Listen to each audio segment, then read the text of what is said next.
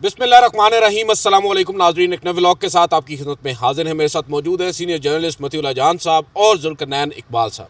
नाज़रीन, आज के इस व्लॉग में हम 2 से 3 खबरों पर बात करेंगे। सबसे पहले तो हम बात करेंगे पाकिस्तान तहरीक इंसाफ को एक मरतबा फिर वज़ीर आज़म शहबाज शरीफ ने मुज़ाकरात की पेशकश कर दी है।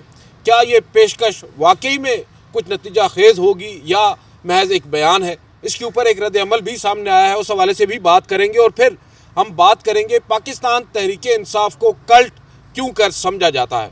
सैयद मुजम्मिल एक एंकर पर्सन है, उनकी जानिब से हाल ही में एक वीडियो में ये कहा गया कि पाकिस्तान तहरीक इंसाफ या बिलखसूस इमरान खान साहब ने लोगों को गुमराह कर दिया है, उनके सोचने समझने की जो सलाहियत है उसको ख़त्म कर दिया है। और फिर एक तासुर आम ये भी है कि पाकिस्तान तहरीक इंसाफ या इमरान खान साहब की जो जमात है वो अब एक कल्ट की सूरत इख्तियार कर चुकी है। और ये सोच हमारी इस्टेब्लिशमेंट और हमारी हुकूमत की है। जो इक़्तिदार में बैठे लोग हैं वो ये समझते हैं कि ये एक कल्ट बन चुका है, एक नासूर बन चुका है और इसे ख़त्म करना है, इसे क्रश करना है बाय हुक और बाय क्रुक। और उसमें जो भी होगा आइन और कानून, उसमें जो है किसी भी तरह की रुकावट नहीं बनेगा। ये एक सोच है, इसके ऊपर भी राय लेंगे। और दूसरी जानिब एक चीज़ गैर मामूली तौर पर हम देख रहे हैं, बिलखसूस पंजाब के अंदर मरियम नवाज़ साहिबा वहाँ पर वज़ीर आला हैं, उनके हवाले से मुख्तलिफ़ चीज़ें सामने आ रही हैं, कुछ फैसले भी आ रहे हैं। लाहौर हाई कोर्ट की चीफ जस्टिस आलिया नीलम ने हाल ही में एक ऑर्डिनेंस मुअत्तल किया है जो डायरेक्टली इफेक्ट करता है मरियम नवाज़ साहिबा को, क्योंकि वो उनका ब्रेन चाइल्ड था। और दूसरी जानिब नजम सेठी और कुछ ऐसे लोग जो नून लीग के और इस्टेब्लिशमेंट के बहुत ज़्यादा करीब समझे जाते हैं, वो अब मरियम नवाज़ पर दबे अल्फाज में या यूँ कहा जाए अब तो खुलकर तनकीद करने लगे हैं। तो इस तनकीद की वजह क्या है? क्या मंजरनामे पर कोई तब्दीली मुतवक्के है? क्योंकि आलमी प्रेशर भी इस वक्त बज़ाहिर नज़र आ रहा है और इमरान खान साहब के साहबजादे भी दूसरी जानिब एक्टिव हैं। पाकिस्तान तहरीक इंसाफ को तो आप इसमें क्रेडिट नहीं दे सकते कि वो कोई रोल प्ले कर रहे हैं, लेकिन उनके साहबजादे बाहर बैठकर वो जो कैंपेन चला रहे हैं या अपने वालिद की बाजियाबी की बात कर रहे हैं, उनकी रिहाई की बात कर रहे हैं, इस सब के ऊपर बात करेंगे। सबसे पहले मतीउल्लाह जान साहब, हम बात कर लेते हैं जो इस वक्त एक चीज़ चल रही है मुज़ाकरात की, क्योंकि गुज़िश्ता रोज़ भी कुछ ट्विटर हैंडल से ये खबर आई कि शायद अडयाला में कोई अहम मुलाकात हुई है, लेकिन उसकी कोई तस्दीक सामने नहीं आई। और फिर जो इमरान खान साहब के साहबजादे हैं वो भी बाहर बैठकर एक कोशिश कर रहे हैं कि उनके वालिद की रिहाई के लिए कुछ अमली इक़दामात उठाए जा सकें। आपको क्या लग रहा है? आलमी सतह पर भी प्रेशर तो आ रहा है, जो यहाँ पर मनाजिर अडयाला जेल के बाहर एहतजाज और उनके ऊपर जो पानी या वाटर कैनन से आपने देखा तशद्दुद भी वहाँ पर हुआ, आलमी मीडिया उसको कवर कर रहा है। और अब वज़ीर आज़म शहबाज शरीफ साहब ने कुछ देर कबल ही काबीना मीटिंग के से खिताब करते हुए, इजलास से खिताब करते हुए पेशकश कर दी है मुज़ाकरात की एक दफ़ा फिर। क्या आप सोचते हैं, समझते हैं कि ये एक संजीदा पेशकश है या महज एक बयान है? बहुत शुक्रिया आदिल। पहली बात तो यह है कि आज से पहले जब भी हुकूमत की तरफ से मुज़ाकरात के लिए हामी भरी गई या मुज़ाकरात का कहा गया, तो उसके पीछे हिकमत अमली यही थी कि जो पाकिस्तान तहरीक इंसाफ है उसको सड़कों पे एहतजाज पे आने से रोका जाए। दूसरी बात यह है कि अभी हाल ही में चीफ मिनिस्टर खैबर पख्तूनख्वा सोहेल आफरीदी ने ये ऐलान किया है, ये ऑल पार्टीज़ कॉन्फ्रेंस जो हुई अपोजिशन जमातों की, कि 8 फरवरी को पूरे मुल्क में पहिया जाम हड़ताल होगी और शटर डाउन स्ट्राइक की जाएगी। 8 फरवरी के जो 2024 के इलेक्शन चोरी हुए उसकी दूसरी बरसी के मौके पर। तो और सबसे अहम बात ये समझने की है कि पाकिस्तान की हुकूमत आने वाले दिनों में एक बहुत बड़ा ख़ारजा पॉलिसी का फ़ैसला करने जा रही है, और वो है गज़ा में अपनी अमन फोर्स के लिए अपने दस्तों को भेजना। ये बड़ा ही हसास मामला है। तो मुझे ये लगता है कि एक बार फिर ये सारी चीज़ें कोइंसाइड हो रही हैं। 8 फरवरी की पूरे मुल्क में पहिया जाम हड़ताल, और साथ ही अमेरिका की तरफ से किसी वक्त भी ग्रीन सिग्नल मिल सकता है इस अमन फोर्स में दस्ते भेजने के लिए। तो हुकूमत थोड़ी सी पैनिकी है, और मुझे नहीं लगता कि हुकूमत जो है इसमें इसकी कोई अच्छी नीयत है और इसमें कोई इसकी चाल नहीं है। मैं समझता हूँ कि एक बार फिर हुकूमत ये सारी बातें इसलिए कर रही है कि ये थोड़ा सा जो प्रेशर बिल्ड हो रहा है उसको पैसिफाई किया जाए। लोगों में नफ़रत बढ़ती जा रही है, और उसके लिए ज़्यादा दिलचस्प बात यह है, वो जो आगे जाके हम बात करेंगे, कि हमें जितने भी ये इशारे मिल रहे हैं इधर उधर से, ये भी बेसिकली कोई हवाओं का रुख नहीं बदल रहा, बल्कि ये भी ये तासुर देने की कोशिश की जा रही है कि हवाओं का रुख बदल रहा है। تو یہ تین جو بڑی چیزیں ہیں ڈیولپمنٹس ہو رہی ہیں، ان کی وجہ سے مجھے لگتا ہے کہ یہ حکومت ایک بار پھر پی ٹی آئی کے کارکنوں کو منتشر کرنے کے لیے، انہیں الجھن کا شکار کرنے کے لیے، ان کو ڈیوائڈ کرنے کے لیے یہ سارے حربے استعمال کر رہی ہے، کیونکہ شروع دن سے اسٹیبلشمنٹ نے اور اس حکومت نے پی ٹی آئی کے اندر دو کیمپس کو باقاعدہ پروموٹ کیا، جن میں سے ایک وہ تھے جو مذاکرات کے حامی تھے اور ایک وہ تھے جو مذاکرات کے خلاف تھے۔ تو جان بوجھ کے فواد چودھری ہو گئے یا دیگر کچھ مفتاح اسماعیل ہو گئے، ان کی ملاقاتیں بھی کروائی گئی اور ایک پی ٹی آئی کے اندر ایک ڈیبیٹ چھیڑ دی گئی۔ عمران اسماعیل صاحب۔ تو دیکھیں، ایک طرف سے تو پی ٹی آئی کے کارکنوں کو شدید دباؤ میں لایا گیا، پی ٹی آئی کی قیادت کو دباؤ میں لایا گیا، اور دوسری طرف سے مذاکرات کی بات کی گئی، تو جو پی ٹی آئی کی قیادت دباؤ میں تھی وہ آٹومیٹیکلی مذاکرات کے حق والے کیمپ میں چلی گئی، کیونکہ وہ بھی تنگ آ چکے ہیں، آخر 2 سال سے زائد کا عرصہ ہو گیا ہے، تو وہ بھی مذاکرات کے حق میں بہت سے لوگ اب بات کرتے ہیں، اور پھر یہاں تک بھی پروپیگنڈا یا تاثر دیا جاتا ہے کہ شاید پی ٹی آئی کے اندر اب عمران خان کی جو پالیسیاں ہیں ان پہ بھی تنقید ہو رہی ہیں، اور پھر آپ کچھ لوگ تو تسلسل کے ساتھ یہ تاثر دینے کی کوشش کر رہے ہیں کہ شاید جو پی ٹی آئی ہے اس کے اندر عمران خان کی پالیسیوں پر اب باقاعدہ ایک بغاوت ہو رہی ہے، اور ہم دیکھتے ہیں کہ کچھ ہمارے صحافی لوگ، جن کو میں صحافت کا فیصل واڈا کہتا ہوں، وہ لوگ تسلسل سے خبریں دیے جا رہے ہیں، اور ان کا سارا فوکس جو ہے وہ پی ٹی آئی کے گھر کے اندر کی اندرونی جو معاملات ہیں اس کا ہے، اور وہ بات کس سے کرتے ہیں؟ چند گمنام اور نامعلوم پی ٹی آئی کے قائدین سے، اور ان کو ذرائع بنا کے وہ اپنا تجزیہ پیش کر دیتے ہیں، اور پھر حکومتی ذرائع سے بھی کچھ ایسی خبریں چلاتے ہیں کہ پی ٹی آئی کے اندر تقسیم کی جائے۔ تو میں پھر یہ سمجھتا ہوں کہ یہ جو مذاکرات کی آفر ہے یہ بالکل غیر سنجیدہ آفر ہے، اور خاص طور پہ شہباز شریف جیسے وزیر اعظم کی طرف سے یہ آفر آنا، یہ آفر اگر آئے تو میں سمجھتا ہوں کہ شاید لوگ فیصل واڈا کی آفر پہ زیادہ یقین کریں بنسبت کے شہباز شریف کی آفر پہ، ٹھیک ہے نا؟ تو یہ اب اس کا مجھے خود اس بات کا افسوس ہوگا اگر ایسی بات ہے، لیکن اب یہ ہمارا المیہ ہے، آپ اس کو ایک المیہ ہی سمجھ لیں۔ تو اب یہ اگر واقعی یہ حکومت سنجیدہ ہوتی اس آفر میں تو شہباز شریف کو یہ اعلان کرنے سے پہلے عمران خان کی 2-4 ملاقاتیں کروا دینی چاہیے تھی، اور اس کے بعد اگر شہباز شریف یہ اعلان کرتے تو شاید کوئی یقین بھی کر لیتا، لیکن اس موجودہ حالات میں سمجھتا ہوں یہ ایک نئی چال ہے، یہ کوئی سنجیدہ آفر نہیں ہے۔ بالکل ذوالقرنین اقبال صاحب، متی بھائی نے یہ بات کہی ہے۔ دوسری جانب ہم دیکھ رہے ہیں کہ پنجاب کے اندر ابھی چیف جسٹس عالیہ نیلم ہے، جن کا ایک بڑا اچھا آپ کہہ سکتے ہیں کارڈیل قسم کا ریلیشن۔ عالیہ نیلم صاحبہ سے پہلے میں اس کے اوپر ایک آپ کو بتا دوں کہ کابینہ اجلاس سے خطاب میں وزیر اعظم نے یہ آفر کی ہے شہباز شریف صاحب نے کہ جی آئیں مل کے ملک کے لیے بیٹھتے ہیں، ہم تو پہلے بھی کہتے ہیں اب بھی کہہ رہے ہیں۔ نہیں، میں نے میمیکری نہیں کی، میں نے آپ کو بتایا کہ وہ یہ کہہ رہے ہیں، میمیکری کروں تو میں میمیکری آرٹسٹ ایک الگ ہوتا ہے۔ یہ فیکٹس بیان اچھا، اس میں بیرسٹر گوہر صاحب سے بات کی، ہمارے رپورٹر ہیں بول ٹی وی کے علی جاں، انہوں نے بڑے ایکٹیو ممبر ہیں، علی جاں نے بات کی گوہر صاحب سے کہ جناب وزیر اعظم نے پیشکش کی مذاکرات کی، آپ لوگ بھی کہتے رہے ہیں کہ مذاکرات کریں، تو کیا کہیں گے اس آفر پہ؟ انہوں نے عمران خان صاحب کی پالیسی کو ٹو کیا اور کہا کہ جناب عمران خان نے مذاکرات کا مینڈیٹ دیا ہے محمود خان اچکزئی کو، تو میرا کوئی لینا دینا نہیں ہے اس آفر سے، اس آفر کے اوپر کیا رد عمل آتا ہے وہ اچکزئی صاحب جانے، تو پرائم منسٹر ان کو آفر کرے، وہ آگے جو انہوں نے کرنا ہوگا وہ کریں گے، کیونکہ اس حوالے سے علامہ ناصر عباس اور محمود خان اچکزئی یہ 2 لوگ عمران خان نے نامینیٹ کیے ہیں کہ جس نے جو بات کرنی ہے وہ ان کے ساتھ کرے۔ تو دوسرا وہ جو آپ بات کر رہے تھے کہ جی مودی بھائی نے جیسے کہا کہ پرائم منسٹر کچھ کرنا چاہتے ہیں تو پہلے ملاقات کرواتے ہیں، پرائم منسٹر کے ہی کابینہ کے ایک وزیر ہیں محترم طارق فضل چودھری صاحب نے کل یہ بات کہی ہے ایک ٹی وی پروگرام میں کہ 8 فروری تک ملاقاتیں عمران خان سے کسی کی نہیں ہوں گی۔ اچھا، ویسے تو اگر آپ حکومت کو فیڈرل گورنمنٹ سے پوچھیں کہ جی ملاقاتیں کیوں نہیں کراتے، وہ کہتے ہیں صوبے کا مسئلہ ہے، صوبے کی وزیر اطلاعات کہتی نہیں مریم نواز کا جیل پہ کوئی اختیار نہیں، وہ جیل سپرنٹینڈنٹ کا مسئلہ ہے، اور جب پابندی لگانی ہوتی تو وفاقی وزراء بیٹھ کے پریس کانفرنس میں بھی پابندی لگاتے ہیں کہ اب ملاقات نہیں ہوگی، اور پھر دوسرے بیٹھ کے یہ بھی کہتے ہیں کہ 8 فروری تک نہیں ہوگی۔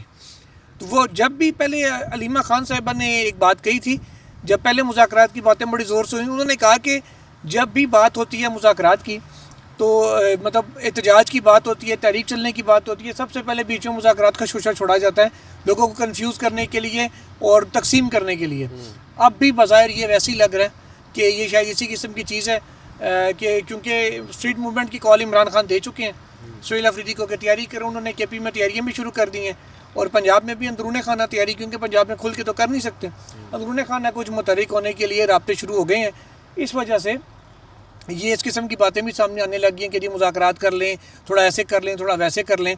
اب آپ آئیں ذرا اگلی عالیہ نیلم صاحبہ والی اس پہ عالیہ نیلم صاحبہ سے پہلے ایک اور سٹوری ابھی آپ بھی بات کر رہے تھے منیف فاروق صاحب کی. انہوں نے جو بات کی ہے وہ تو بالکل ہی کانٹراڈکٹری ہے اس آج کے مذاکرات کی پیشکش. ایگزیکٹلی وہ یہ کہہ رہے ہیں کہ میری جو بات ہوئی ہے حکومتی حلقوں سے، اب ان کے حکومتی حلقے بھی شاید یہ والے نہ ہو، اصلی والی حکومت کی شاید بات کر رہے تھے، ان کے حکومتی حلقے یہ کہتے ہیں کہ جی 5 سے 7 سال تک عمران خان نے باہر نہیں آنا جیل سے، نہ ان کو باہر نہیں آنے دیا جائے گا، اور جی ایچ کی حملہ کیس پہ انتہائی سخت سزا دی جائے گی. مطلب 14 سال ان کو سزا ایک ہوئی ہوئی ہے، 10 سال کی ہوئی ہے، ٹوٹل 140 سال کی سزا انہیں ہو چکی ہیں. اور مزید اب دیکھیں کہ کتنی سخت ہوتی ہے. میرا خیال ہے اگلی شاید عمر قید دے دیں تاحیات، یا عمر قید ان کی ہوگی وہ اس کو شاید ساتھ یہ بھی کر دیں جو ریگریس امپریزنمنٹ ہوتی ہے قید بامشقت، شاید یہ کر دیں کہ جی ان سے جیل میں چکی پسوائیں یا کوئی اور کام کرا لیں. اس سے زیادہ سخت کیا ہوگی پھر؟ لیکن مینلی چیز یہ ہے کہ منیف فاروق جیسے ویل انفارمڈ لوگ آج کل بڑے ویل انفارمڈ ہیں سر. دیکھیں انہوں نے جو ایک ایکسپلوسو قسم کا ریولیشن کیا ہے 2 روز قبل کہ وہ جو عمار سلنگی نامی اکاؤنٹ ہے وہ بھی خفیہ اداروں کا ہے، اور پھر اگلے روز وہ ٹویٹ اکاؤنٹ ڈیلیٹ بھی ہو جاتا ہے، ڈی ایکٹیویٹ ہو جاتا ہے. اب مجھے یہ بتائیں کہ اگر منیف فاروق صاحب یہ کہہ رہے ہیں آن کیمرہ کہ ان کے جو ذرائع ہیں وہ یہ بتا رہے ہیں کہ ان کو این سی سی آئی نے نوٹس نہیں کیا کہ آپ نے الزام کیسے لگا دیا؟ نہیں، این سی سی آئی ان کو نوٹس کرتی ہے جن کو منیف فاروق چاہیں گے. اچھا وہ مجھے یہ بتایا نا کہ وہ یہ کہہ رہے ہیں کہ ان کے ذرائع بتا رہے ہیں کہ عمران خان صاحب کو 5-7 سال تو وہ باہر نہیں آ سکتے. جب ایک جانب آپ انہیں مذاکرات کی پیشکش کریں، دوسری جانب آپ یہ بھی بتا دیں کہ Imran Khan is no more in the picture for next 5 to 7 years، تو کیسے پاکستان تحریک انصاف ان کے ساتھ مذاکرات کرنے پر رضامند ہوگی؟ آپ اس کو کیسے دیکھتے ہیں؟ دیکھیے میں پھر یہ کہوں گا کہ یہ وہی صحافت کے فیصل واٹا ٹائپ لوگ ہیں، یہ منیف فاروق ہو گئے، انصار عباسی ہو گئے، ان کی جو باتیں ہوتی ہیں یہ کوئی ان کا تجزیہ نہیں ہوتا. ان کی باتیں ہوتی ہیں یہ کوئی آئین اور قانون کا مطلب یا تشریح نہیں ہوتی. ان کی باتیں تو جو ان کو کہی جاتی ہیں، جو واٹس ایپ میسج آتا ہے یہ آگے بیان کر دیتے ہیں. یہ تو ڈاکیے ہیں، ٹھیک ہے نا، یہ تو میسنجرز ہیں، ان کا اپنا تو کچھ بھی نہیں ہے. میں ان کے سوال کو ریفریز کرتا ہوں. جی جو آپ نے کہا ڈاکی ہیں، جو ڈاک انہیں آئی ہے اس ڈاک کے اوپر تبصرہ کریں، ڈاک کے کنٹینٹ کے اوپر کہ 5-7 سال سے عمران خان باہر نہیں آئیں گے تو مذاکرات کا کیا فائدہ؟ تو ایگزیکٹلی اب یہ جو آپ بات کر رہے ہیں کہ یہ 5 سال تک باہر نہیں آئیں گے، میرے خیال میں یہ ایک اسٹریٹجی ہے اور یہ اسٹک اینڈ کیرٹ کی پالیسی ہے. ایک طرف شہباز شریف ٹائپ لوگوں سے اعلان کروایا جاتا ہے کہ ہم مذاکرات کے لیے تیار ہیں، دوسری طرف شہباز شریف کے لیول کے لوگ منیف فاروق جو ہیں یا انصار عباسی، ان سے سٹوریاں کروائی جاتی ہیں کہ جناب عمران خان کو تو نہیں چھوڑنے لگی اسٹیبلشمنٹ جو ہے، ان پہ تو نئے مقدمات بن رہے ہیں. تو یہ 2 مختلف باتیں ایٹ دا سیم ٹائم ایک ہی سانس میں صرف اس لیے کی جا رہی ہیں کہ لوگوں میں پی ٹی آئی پہ پریشر پڑے، خاص طور پہ اس پی ٹی آئی کے گروپس کے اوپر کہ جو گروپ پہلے ہی چاہ رہے ہیں کہ یار مذاکرات کریں اور جان چھڑائیں ہماری، ٹھیک ہے. تو ان کے اوپر پریشر ڈالا جا رہا ہے تاکہ وہ پارٹی کے اندر سے ایک اختلاف پیدا ہو اور تقسیم پیدا ہو. دیکھیں نا، ایک طرف پارٹی کے کچھ لوگوں پہ شدید پریشر ہے اور دوسری طرف شہباز شریف کہہ رہے ہیں مذاکرات کریں، اور تیسری طرف جو ہے منیف فاروق اور انصار عباسی ٹائپ لوگ کہہ رہے ہیں کہ نہیں چھڈن گے، ٹھیک ہے نا، انصار عباسی صاحب اور یہ لوگ کہ بھئی اگلے 5 سال تک ان کو رگڑا لگے گا. تو یہ دونوں مکس باتیں کی جا رہی ہیں اور صرف مقصد یہی ہے کہ جو اب 8 فروری کا دن آ رہا ہے یہ بڑا امپورٹنٹ ہے، دیکھیں نا. اور اس سے پہلے جتنی بھی اعلانات ہوئے ہیں، ابھی اے پی سی کے اندر بھی اعلانات ہوئے ہیں، وہ بھی آپ دیکھ لیں. آپ نے دیکھے فوج کے ترجمان نے ایک پریس ریلیز جو جاری کی تھی، اس کے آخری جملے میں تو بڑے واضح طور پہ لکھا تھا کہ الگ سے تحقیقات جاری ہیں کہ ملک میں فیض حمید کو جو سزا دی تھی کہ ملک میں عدم استحکام پیدا کرنے کے لیے جو فیض حمید صاحب سیاسی عناصر کے ساتھ جو گٹھ جوڑ تھا ان کا، اس کے اوپر الگ سے تحقیقات جاری ہیں. تو اب دیکھیں نا، منیف فاروق کی جو بات ہے اس سے تو یہ لگتا ہے کہ شاید عمران خان کے اوپر الگ سے جو مقدمہ چل رہا ہے سویلین عدالتوں میں، اسی کے اندر ان کو 5 سال کی سزا ہوگی. اس میں کہیں یہ ذکر نہیں ہے کہ فوجی فیض احمد کے ساتھ ان کے گٹھ چھوڑ کے ملا کے فوجی عدالت میں کوئی ٹرائل ہوگا. اس بات کا امکان ہے کہ شاید فیض حمید صاحب کو جو ہے وہ عمران خان کے خلاف چلنے والی سویلین عدالت میں ہی بطور گواہ پیش کر دیا جائے، مگر یہ چیزیں ابھی واضح نہیں ہیں. اور یہ صرف اور صرف ایک اپنا بارگیننگ پوزیشن بڑھانے کے لیے اسٹیبلشمنٹ اپنا دباؤ بڑھا رہی ہیں. شہباز شریف جو ہیں وہ گاجر کا کام کر رہے ہیں، اور جو منیب فاروق اور انصار عباسی ہیں وہ سوٹی کا کام کر رہے ہیں. تو یہ اسٹک اینڈ کیرٹ پالیسی جو ہے یہ چل رہی ہے. اور میں پھر یہ کہوں گا کہ صرف اور صرف پریشر بلڈ کیا جا رہا ہے تاکہ پی ٹی آئی کو اپنی ٹرمز پہ مذاکرات پہ آمادہ کیا جا سکے. اور یہ جو کہا جا رہا ہے کہ 8 فروری سے پہلے، یہ ایک تاثر یہ دیا جا رہا ہے کہ اگر آپ لوگ 8 فروری کی تیاری کر رہے ہیں یہ سوچ کے کہ ہم اس سے پہلے کوئی کنسیڈ کر لیں گے تو ہم آپ کی بات نہیں مطلب اپنا ہاتھ اوپر ہی رکھنا ہے مقصد ہے. تو یہ ساری جو باتیں کے حوالے سے کہا جا رہا ہے کہ جو اسٹریٹ موومنٹ کا بعد جو احتجاج کی کال ہے وہ شاید 8 فروری کے دن ہی عمران خان صاحب نے.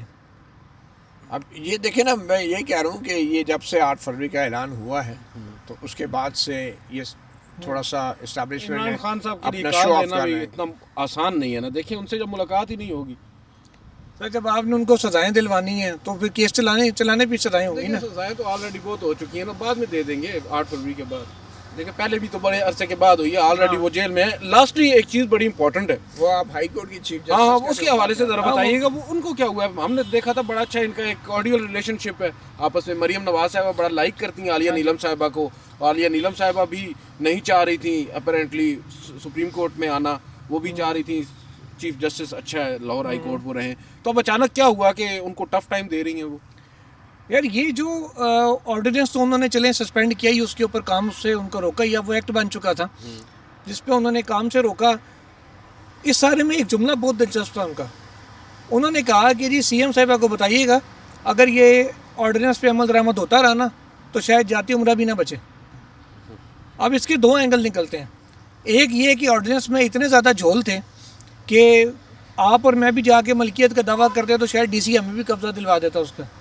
دوسرا یہ کہ شاید وہ جگہ واقعی قبضے کی تھی کہ اصل والے بندے سامنے آ کے تو پھر تمہیں بھی دینا پہ جائے گا. اب یہ دونوں اینگل اس کے نکلتے ہیں. مجھے نہیں پتہ اس میں اینگل کیا تھا. اس کے ساتھ آپ ریلیٹ کریں ہمارے دوست ہیں سابقہ صحافی موجودہ وکیل میاں داؤد صاحب، جن کو میں کہتا ہوں جج کلر. نہیں لیکن ایک سیکنڈ، چیف جسٹس عالیہ نیلم نے یہ جو بات کی ہے اس کے اندر ایک بہت بڑا ایک قانونی پہلو بھی ہے، اور وہ یہ ہے کہ جو زمینوں کے قبضوں اور زمینوں کی ملکیت کے جو مقدمات عدالتوں میں زیر سماعت ہیں اور اس میں عدالتوں نے اسٹے آرڈر جاری کیے ہوئے ہیں، چاہے ضلعی عدالتیں ہیں چاہے ہائی کورٹ ہے، ان اسٹے آرڈرز کے ہونے کے باوجود بھی جو نیا قانون پنجاب حکومت نے بنایا تھا اس کے تحت ڈپٹی کمشنر جو ہے وہ پولیس فورس کے ذریعے قبضے چھڑوا کے کسی ایک فریق سے قبضہ لے کے کسی دوسرے فریق کو قبضہ دلوا سکتا تھا. اور باوجود اس کے کہ یہ معاملات بہت سارے زمینوں کے جو جھگڑے ہیں ابھی عدالتوں میں فیصلے نہیں ہوئے اور عدالتوں نے اسٹے آرڈر جاری کیے ہوئے ہیں اور ان کے برخلاف جو ہے یہ ساری کارروائی نئے قانون کے تحت کی جا رہی تھی. اور جس کے بعد میں سمجھتا ہوں اگر جسٹس عالیہ نیلم کی جگہ کوئی بھی ہوتا تو شاید یہ سوال یہی اٹھتا کہ بھئی اگر یہ میٹر پینڈنگ ہے عدالتوں میں تو آپ ایک ڈپٹی کمشنر کے پاس کون سا ایسا قانونی اختیار ہے کہ وہ ایک فریق سے زمین چھین کر دوسرے فریق کو دے دے اور وہ خود سے ہی طے کر لے کہ زمین اس کی ہے، کیونکہ یہ سارے معاملات تو عدالتوں میں زیر پینڈنگ ہے. یا پھر آپ ایک جملہ اس قانون میں یہ ڈال دیتے نا کہ تمام جو پینڈنگ کیسز ہیں سول کورٹ سے سپریم کورٹ تک وہ سارے ڈی سی کو منتقل ہو جائیں گے، متعلقہ ایریا کے ڈی سی کو، پھر تو وہ اس پہ فیصلے کرتے ہوئے ٹھیک لگتا ہے. جو خیال کے آئینی عدالتوں سے مقدمات اس طرح لیے جا سکتے ہیں. کہہ رہا ہوں نا، یا تو آپ اس طرح کی کرتے نا کہ آپ کے پاس ایک پلی آ جاتی کہ جی اس کے تحت ہم نے یہ کر دیا، وہ بھی آپ نے نہیں کیا. عدالت میں کیس پینڈنگ ہے، جج بیٹھا دیکھ رہا ہے نیچے سے قبضہ دوسرا لے کے چلا گیا، تو پھر وہ کدھر جائے گا. اور یہ بھی آپ دیکھ لیں کہ چیف جسٹس عالیہ نیلم اچھی طرح جانتی ہیں کہ پنجاب جیسے صوبے میں جو تقریباً 80% جو مقدمات ہیں وہ ہیں ہی زمینوں کے جھگڑے، 80% سارے جھگڑے ہی. تو اگر یہ سارے مقدمات ڈپٹی کمشنر نے نپٹا دیے تو پھر ان ججوں کی کیا رہ جائے گی؟ یہ سارا دن مکھیاں ماریں گے پھر بیٹھ کے. اتنی بڑی بڑی تنخواہیں ان کی ہو گئی ہیں اور 60 کے قریب ججز ہیں، یہ کیا کریں گے؟ تو یہ بھی ایک بڑا مسئلہ تھا. بہرحال میرا یہ خیال ہے کہ قانون جو ہے اس چیز کو مد نظر رکھ کے بنانا چاہیے تھا کہ یہ معاملات جو عدالت میں زیر سماعت ہیں ان کو عدالت کو باؤنڈ کر دیتے کہ بھئی اتنے عرصے میں ان کو ڈیسائیڈ کریں.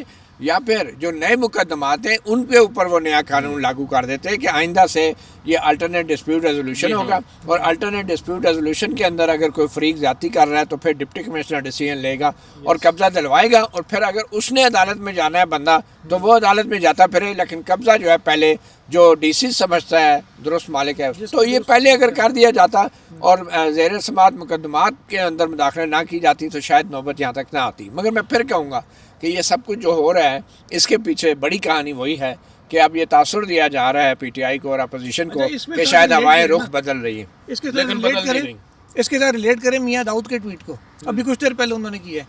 میاں داؤد صاحب فرماتے ہیں کہ سی سی ٹی نے لاہور میں آج بھی 5 بندے مار دیے ہیں، کہ یہ کسی معاشرے میں نہیں ہوتا کہ آپ صرف الزام کی بنیاد پہ ایکسٹرا جوڈیشل کلنگ شروع کر دیں، جس کو الزام لگے کہ اس نے یہ کیا اٹھا کے قتل کر دیں ڈائریکٹلی، نہ ٹرائل ہو نہ کچھ ہو، نہ دلیل نہ وکیل نہ ٹرائل، سیدھا ہی آپ گولی مار دیں۔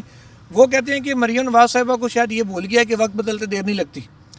تو یہ مریم نواز پہ کیوں اٹیک شروع ہو گئے یا پنجاب حکومت کو کیوں ہو جاتا ہے؟ عموماً پاکستان میں کہا جاتا ہے، جو ہسٹری پاکستان کی اب تک ہم دیکھتے آ رہے ہیں، کہ جب کسی بھی حکومت کے جانے کا ٹائم آتا ہے یا اس کے کوئی برا ٹائم اس کا شروع ہونے لگتا ہے، سب سے پہلے عدالتوں سے اس کے خلاف فیصلے شروع ہوتے ہیں۔ یہ پیٹرن آپ پچھلے 75 سال کا دیکھیں تو ابھی بھی آپ کو لگ رہا ہے ویسے ہی ہے، یا صرف وہ بس یہ پی ٹی آئی پہ پریشر ڈالنے کے لیے اسموک سکرین ہے کہ عوام کا رخ بدل رہا ہے؟ دیکھیں، میرا یہ خیال ہے کہ میاں داؤد جیسے جو سابق صحافی اور موجودہ وکیل اور مستقبل میں پتہ نہیں کیا ہوں گے، یہ جو بیانات دے رہے ہیں اس کے پیچھے صرف ایک ماحول بنانا مقصد ہے، اور وہ ماحول یہی ہے کہ اس وقت تاثر یہ جا رہا ہے کہ پولیس یا ہمارے سیکورٹی کے ادارے جو بھی کام کرتے ہیں وہ شہباز شریف اور مریم نواز اور ان لوگوں کے کہنے پہ نہیں کرتے، وہ سیکورٹی اداروں کے کہنے پہ کرتے ہیں۔ یہ ایک بڑا مضبوط تاثر ہے۔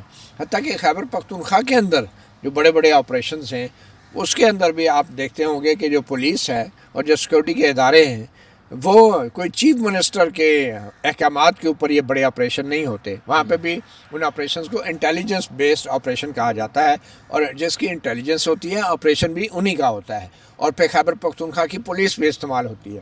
تو یہ جو ایک تاثر تھا، اس تاثر کو زائل کرنے کے لیے پہلی دفعہ جو سی سی ڈی ہے، جس کو میں کنٹرولڈ کرائم ڈپارٹمنٹ کہتا ہوں، حالانکہ یہ کرائم کنٹرول ڈپارٹمنٹ ہے، تو یہ کنٹرولڈ کرائم ڈپارٹمنٹ نے جو بندے مارنا شروع کیے ہیں اس کے اندر بھی یہ ایک بڑا مضبوط تاثر تھا کہ یہ کام جو ہے مریم نواز کے لیول کے سیاستدانوں کا نہیں ہے ہو سکتا، اس کے پیچھے اسٹیبلشمنٹ ہے، اس کے پیچھے سیکورٹی کے ادارے ہیں، اس کے پیچھے جو پولیس کے اندر جو اسٹیبلشمنٹ کے بڑے افسران ہیں وہ ہیں، اور وہ ایک خوف کی فضا قائم کر رہے ہیں۔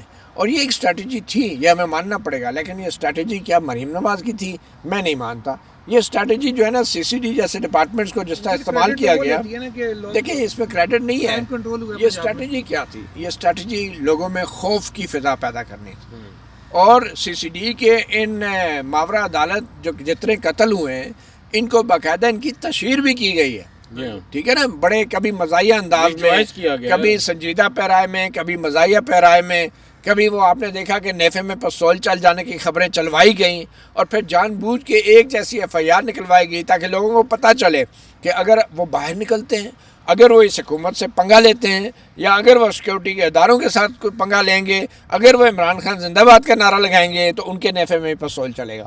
یہ ایک خوف کی فضا پیدا کی گئی ہے۔ آپ دیکھیں اسلام آباد جیسے شہر میں جناح ایونیو کے اوپر پولیس کے بیریئر لگا دیے جاتے ہیں، پولیس کھڑے ہو کے لوگوں کی گاڑیوں کے اندر جھانک رہی ہوتی ہے، تو یہ ایک خوف کی فضا پیدا کی جا رہی ہے، اور آپ دیکھیں گے 8 فروری سے پہلے یہ تمام کارروائیاں اس میں اور بھی اضافہ ہوگا۔ یہ آپ کو کہیں اپنے منشیات کیس کا دکھ تو نہیں ہے جو آپ کی گاڑی سے پکڑی گئی تھی؟ وہ بھی اس میں 7 تاریخ ہے غالباً، اب وہ بھی ابھی آپ آفیشلی ملزم بن گئے؟ مجھے فردہ جملہ نہیں، ابھی نہیں، وہ 7 ابھی یہ سفر طے کر رہے ہیں۔ رکھا ہے۔ چلیں بہرحال ویڈیو کنکلوڈ کرتے ہیں۔ آپ کا رہ گیا وہ میں کہہ رہا ہوں آگے کر لیں گے، اس میں اگلے ولاگ میں کر لیں گے۔ کتنی دیر لگ جائے گی؟ چلیں، اس کا یہ ایک بات چل رہی تھی کہ کلٹ تصور کیا جاتا ہے اچھا، میں چھوٹی سی بات کر دوں، مجھے اس کے کہ لمبا کریں، ویڈیو لمبی ہو رہی ہے، جلدی کنکلوڈ کرتے ہیں اس کو۔ وہ کہتے ہیں کہ عمران خان نے لوگوں کو گمراہ کیا ہے، تو اب تک وہ مزمل صاحب کو کیوں نہیں گمراہ کر سکے؟ ٹھیک ہے، وہ سمجھدار آدمی ہے اچھا پہلے ہی گمراہ ہے سر۔ وہ مطلب مجھے ایک بات بتائیں کہ جن کروڑوں لوگوں نے پی ٹی آئی کو 8 فروری کو ووٹ دیا، ساری سزاؤں کے باوجود، سب کچھ ہونے کے باوجود، وہ سارے کے سارے پاگل تھے۔ یہ چند 4 5 6 دانشور 10 دانشور جو ہے نا، یہ سارے عقل مند ہیں، باقی ساری قوم جو ہے بے وقوفوں کا ٹولہ ہے۔ تو پھر میرا خیال ہے جو دوسروں کو بیوقوف کہتا ہے میں اس کے بارے میں کیا کہہ سکتا ہوں. وہ تھوڑا اس میں نا متی بھائی ایک چیز ہے نا, بات ان کی درست ہے کہ میں, آپ, ذوالقرنین صاحب, ہم جیسے چند لوگ اگر ایک چیز کے اوپر رائے رکھتے ہیں اور وہ رائے اقلیتی رائے ہے, بیسیکلی پوری قوم یا 80% لوگ ایک حال میں بیٹھے ہیں, ان کی ایک رائے مختلف ہے, ہم 4-6 لوگوں کی رائے مختلف ہے, ہمارے پاس کیمرہ ہے, مائک ہے, ہماری بات پبلک تک پہنچ جاتی ہے. اب ہم 8 لوگ باوجود اس کے کہ ہم ڈائسینٹ پر ہیں, ہمارے پاس اکثریت نہیں ہے, ہم کیسے یہ کہہ سکتے ہیں کہ بھائی یہ جو 80 لوگ ہیں ان کی رائے غلط ہے, یہ لوگ گمراہ ہیں؟ اصل میں تو ہم ہی 8 لوگ ہیں جو سمجھدار ہیں, جو سمجھتے ہیں تمام تر چیزوں کو, جو اصل گیم ہے اس کو سمجھتے ہیں. اور عمران خان صاحب کی اس گیم کو بظاہر مزمل صاحب اور ان جیسے بہت سارے جو لوگ ہیں, قابل لوگ ہیں, یہ سمجھ چکے ہیں کہ وہ ایک کلٹ انہوں نے بنا دیا ہے اور اس کلٹ کو اب ختم کرنا ہے, اور یہی سوچ ہماری اسٹیبلشمنٹ کی ہے اور حکومت کی ہے. آپ اس کو کیسے دیکھتے ہیں؟ کیا یہ چند لوگ یہ طے کریں گے کہ بھائی اکثریت جو ہے وہ اب کلٹ بن چکی ہے؟ عدیل, پہلی بات تو یہ ہے کہ ہمارے معاشرے کے اندر جو چرب زبان, بد دیانت دانشور ہوتے ہیں وہ بڑی آسانی سے اپنا بیانیہ بھی بدل لیتے ہیں, بڑی آسانی سے دونوں فریقین جو ہیں ان کے دلائل بھی پیش کر لیتے ہیں, اور یہ ایک اچھے وکیل کی بھی نشانی ہوتی ہے. اور مگر اس میں ایک چیز ہم بھول جاتے ہیں کہ جب ہم کسی کو کلٹ کہہ رہے ہوتے ہیں تو ہم یہ تسلیم کر رہے ہوتے ہیں کہ اس کی جو فالوئنگ ہے, اس کی جو بیانیہ ہے وہ طاقتور ہے, وہ مقبول ہے, وہ مضبوط ہے. مگر ایک اور کمال یہ ہے کہ اس وقت جو باتیں یہ مزمل شاہ صاحب جو ہیں, جو شاہ سے زیادہ شاہ جی کے وفادار لگ رہے ہیں, یہ کر رہے ہیں, یہ وہ باتیں ہیں کہ جو حکومت بھی کر رہی ہے. ٹھیک ہے, یہ وہ باتیں ہیں کہ جو اسٹیبلشمنٹ کر رہی ہے, یہ وہ باتیں ہیں جو یہ جو حکمران اطاعت کی دیگر جماعتیں وہ کر رہی ہیں کہ یہ تو جی کلٹ ہو گیا ہے. اگر یہ کلٹ ہے تو پھر یہ حکومت میں کیوں نہیں ہے؟ اگر عوام اتنی زیادہ ان کے ساتھ ہے تو پھر آپ نے کس بنیاد پہ حکومت پہ قبضہ کر رکھا ہے؟ پہلے یہ تو آپ جسٹیفیکیشن دیں نا. اگر آپ مانتے ہیں کہ عوام کو انہوں نے بیوقوف بنا لیا ہے تو پھر آپ چند عقل مند لوگ جو ہیں کیا آپ بندوق کی نالی کے زور پہ حکومت میں بیٹھے ہوئے ہیں؟ تو یہ تو ایڈمیشن ہے نا اپنی ناکامی کا. اپنے ان کو چاہیے کہ یہ کلٹ کرنے کی بجائے آپ اپنے آپ کو you should come out clean. آپ بتائیں کہ آپ کس مینڈیٹ کے ساتھ بیٹھے ہیں. اس کلٹ کا تو دعویٰ ہے نا کہ جی ہمارے فارم 45 نہیں, یہ فارم 47 کی حکومت ہے. ٹھیک ہے, تو آپ اس کو غلط ثابت کریں. آپ کے لیے کیا مشکل ہے؟ آپ نے ہائی کورٹ اور سپریم کورٹ تک سارے ججوں کو فکس کر لیا ہے, آپ سے الیکشن ٹریبونل نہیں فکس ہوتے. آج تک الیکشن ٹریبونل میں جو پینڈنگ 2 سال سے معاملہ اوپر چلا گیا ہے, الیکشن کا دوسرا سال ہونے والا ہے 8 فروری کا, آپ سے الیکشن ٹریبونل کے فیصلے نہیں ہوئے. ابھی تک نواز شریف کے اوپر جو مقدمہ ہے لاہور میں الیکشن ٹریبونل میں, اس کا فیصلہ نہیں ہوا. ایون کہ نواز شریف کا اپنا جو مانسہرہ میں آ رہے ہیں اس کا فیصلہ ابھی تک نہیں ہوا. یہ اسلام آباد کے 3 حلقوں کے فیصلے نہیں ہوئے. آپ کے لیے کیا مشکل ہے؟ کیوں؟ کیونکہ آپ کو پتہ ہے کہ آپ نے چوری کیا مینڈیٹ, اس لیے اپنے ججز, اپنے ریٹائرڈ ججز بھی لگوا لیے لیکن ٹریبونل کے فیصلے نہیں لا سکے ابھی تک. تو آپ کلٹ کس کو کہہ رہے ہیں؟ کس کو بیوقوف بنا رہے ہیں؟ کلٹ جو شخص ہوتا ہے اگر اس کے ساتھ لوگ ہوتے ہیں تو وہ کلٹ تب ہوتا ہے جب وہ آئین کو نہیں مانتا, جو قانون کو نہیں مانتا. وہ صرف شخصیت پرستی ہوتی ہے کلٹ جو ہوتا ہے. ٹھیک ہے, یہاں پہ کون ہے جو آئین اور قانون کو نہیں مان رہا؟ یہ جو سو کلٹ جس کو آپ کہہ رہے ہیں وہ تو کہہ رہے ہیں کہ ہمیں آئین اور قانون کے مطابق ٹریٹ کیا جائے, ہمارا آئین اور قانون کے مطابق جو ہمارا مینڈیٹ ہے ہمارے حوالہ کیا جائے. کل تو آپ ہیں جو نہ کسی آئین کو مانتے ہیں نہ قانون کو مانتے ہیں, بلکہ زبردستی 2/3 اکثریت لوگوں کو اغوا کر کے, تشدد کر کے, وفاداریاں خرید کے آپ آئین میں ترمیم کر دی. تو کلٹ آپ ہیں یا کلٹ وہ ہے جو جیل میں بیٹھا ہوا ہے؟ یہ کیسا کلٹ ہے؟ آپ کی اتنی کاپیں ٹانگ رہی ہیں اس کلٹ سے, تو آپ چھوڑ دیں اقتدار, آپ الیکشن کرا لیں نا. آپ الیکشن میں لوگوں کو بتائیں کہ بھئی یہ کلٹ ہے, اس کو ووٹ نہ دیں. کس بات کا خوف ہے؟ ہٹلر کی یہ مثال دیتے ہیں, مجھے بتائیں. ہٹلر کی مثال دیتے ہیں نا کہ وہ کلٹ بن گیا تھا اور ہٹلر بن گیا تھا. ٹھیک ہے, وہ کون تھا؟ آخر میں اس نے فوج کی طاقت سے کنٹرول کیا نا, عوام کی تو کوئی فوج نہیں ہوتی. تو کلٹ تو وہ ہوتے ہیں جن کے کنٹرول میں فوج ہوتی ہے. کلٹ وہ ہوتے ہیں, بلکہ ان کو تو کلٹ بننے کی بھی ضرورت نہیں ہوتی. تو بیسیکلی تو گلہ وہی ہے نا جو فیض حمید صاحب کے ساتھ مل کر وہ کر رہے تھے اس وقت, وہ कल्ट बनते जा रहे थे। ان کلٹوں کا آپ حالت دیکھ لیں. ایک کو 14 سال دے کے اندر پھینک دیا جیل میں، فیض حمید کو، اور دوسرا کلٹ جس کو کہہ رہے ہیں اس کو جو ہے ہر روز 10 سال 15 سال 16 سال کی نئی نئی سزائیں دے جا. یہ کیڑا کلٹ ہے؟ کلٹ کہہ کے لوگوں کو بیوقوف بنائے جا رہے ہیں آپ. اور اصل میں آپ خود کلٹ ہیں جنہوں نے بندوق کی نالی سے اقتدار پہ قبضہ کیا ہوا ہے. آپ خود آپ دیکھیں نا، کلٹ کی یہی میں آپ کو بتا رہا ہوں، کلٹ کی سب سے بڑی پہچان ہوتی ہے کہ وہ کسی آئین اور قانون کو نہیں مانتا. آپ مجھے بتائیں، یہ جو ہماری عدالتیں ہیں یہ آئین اور قانون کے مطابق چل رہی ہیں؟ یہ جو آئین میں ترامیم ہوئی ہیں پارلیمنٹ نے یہ جو کی ہیں، یہ ججوں کو جو کنٹرول کرنے کا جو ایک وہ ہے لالچ ہے، یہ کیا ہے؟ کلٹ کون ہے بھائی؟ تو میرا نہیں خیال کہ جیل میں پڑا ہوا بندہ جو ہے وہ کلٹ ہے، اور غیر مسلح جو شہری ہیں وہ کلٹ ہیں. کلٹ ہوتے ہیں تو ان کے 14 بندے جو یہاں پہ تقریباً 2 سال پہلے شہید ہوئے ہیں اس کے ملزم پکڑے نہ جاتے. کلٹ ہوتے تو آدھی آدھی رات کو گھروں سے عورتوں اور بچوں کو اٹھایا جاتا اور ان پہ مقدمے بنائے جاتے ہیں. یہ کلٹ ہے. کلٹ کہہ کے آپ اگلے کو بدنام کر دیں، جو مرضی کر لیں آپ. تو میرا یہ خیال ہے کہ مزمل شاہ صاحب کو تھوڑا سا جو ہے نا اپنے نام کی علاج رکھ لینی چاہیے. چلیں آج کے اس ولاگ سے اتنا ہی. ناظرین، مجھے مطیع اللہ جان صاحب کو اور ذوالقرنین اقبال صاحب کو اجازت دیجیے. اللہ حافظ.